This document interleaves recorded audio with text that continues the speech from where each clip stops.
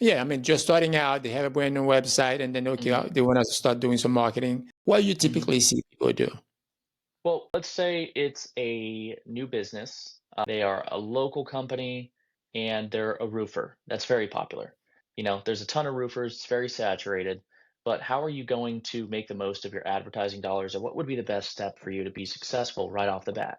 That's a big concern that we get for a lot of business owners. Bryce, Right. I'm frustrated that I don't know how to set up a campaign. I'm concerned I'm not going to get enough leads or customers, and I'm annoyed that the big guys or the well-established companies are just totally monopolizing on the area.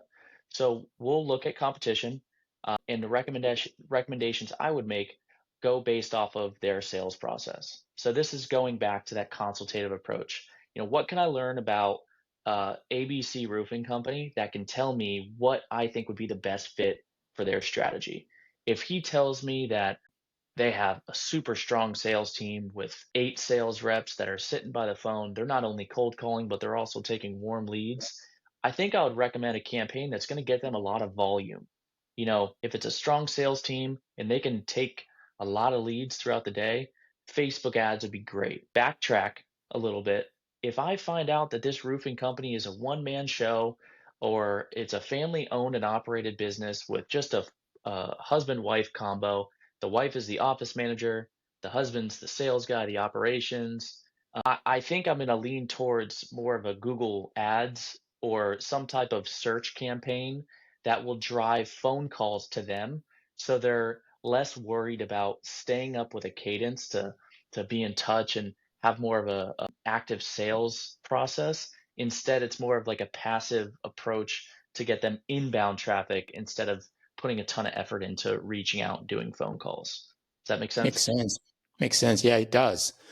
Now, all these things, a lot of people could be hearing these things, but example make things clearer. Can Hmm. you share with us some success stories that you've seen? Because you obviously been doing that for quite some times now. Share a Hmm. few stories with us, and as far as a success story of a business owner that you've been working with, and then what Yeah. they've seen in the practices. Yeah, I think, the first one that comes to mind is a local doctor, and I won't name names here, but this doctor had worked with us for over 5 years, almost 6 years. We built his website a while ago. What type Um, of doctors? Is it orthopedic, dentist? What type of, It's what are it's we a talking he's a dentist. He's a about? dentist, Okay. oral surgeon, focuses primarily on doing full mouth restoration. So getting people those nice, pretty smiles. And he had a very passionate approach to his dentistry.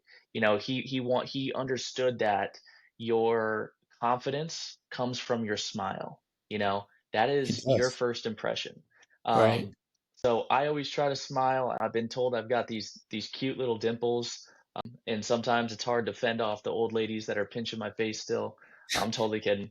But Right. anyways, back to this success story. So this doctor, he was already super successful. His practice did around $3.5 million a year, and in the dental space, the average practice does around 800 to 1.2 million.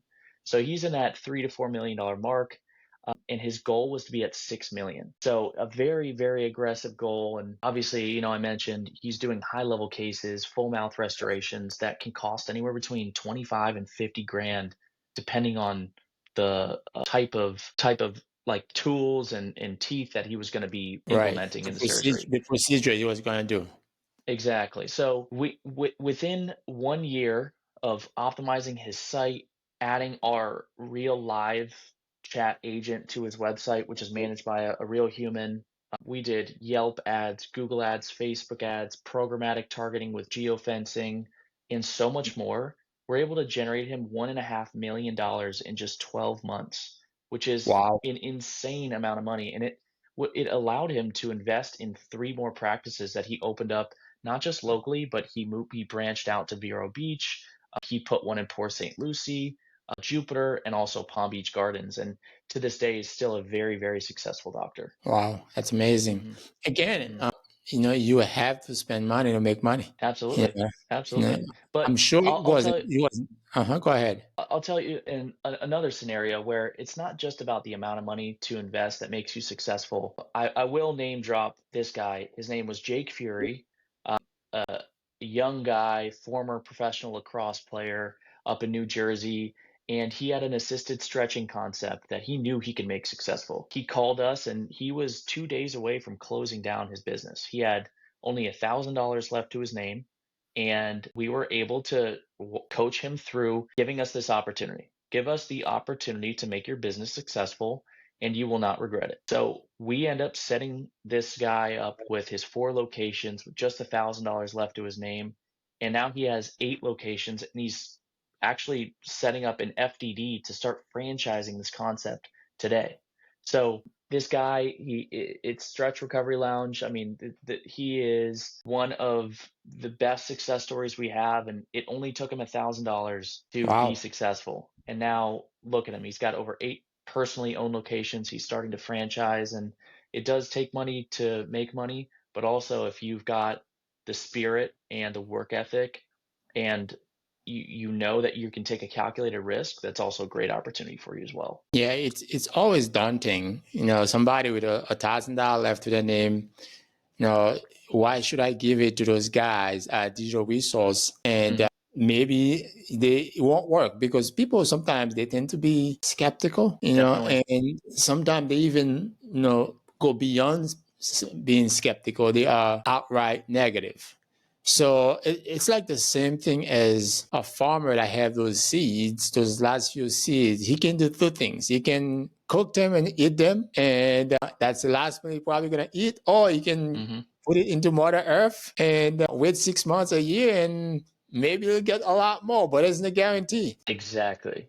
Yeah, Exactly. And that's a great metaphor, a way to put it. It's like inevitably you reap what you sow. So right. that it goes a long way with saying that. Yeah. Now, with the rise of mobile usage, how important is mobile optimization or responsiveness when it comes to marketing strategies? Man, so going back to the website stuff, it is not just encouraged nowadays, it's essential. You can no longer have your website not be mobile optimized or not be fit to all of the devices. There's so much competition out there now that it will hurt your business more neglecting building a website or having a platform be mobile optimized. So I can't stress how essential it is.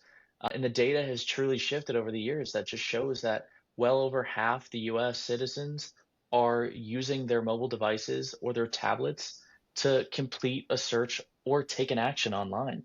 So with that being said, it's essential for businesses to align their strategies with the mobile usage within the country. I'm old enough to remember the time where people were scared of using their credit card online. Yeah.